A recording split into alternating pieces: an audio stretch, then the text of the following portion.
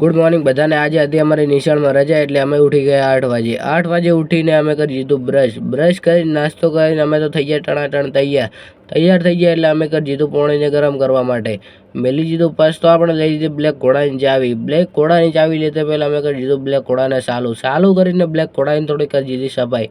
પછી બ્લેક ઘોડાને થોડો વતાડી દીધો। પછી તો આપણે બ્લેક ઘોડાનો શણગાર કરીને તૈયાર થઈ ગયા।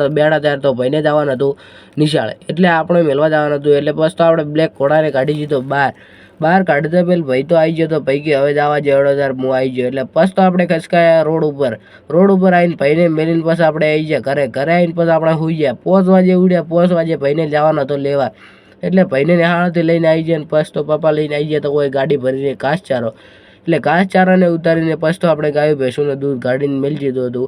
પછી તો આપણે અંદર જઈને કરી દીધી માતાજીની અગરબત્તી કરીને આપણે પછી 9 વાગે સુઈ ગયા। એટલે ગુડ નાઇટ બધાને। એટલે લાઇક શેર અને સબસ્ક્રાઈબ કરી દો ભાઈ।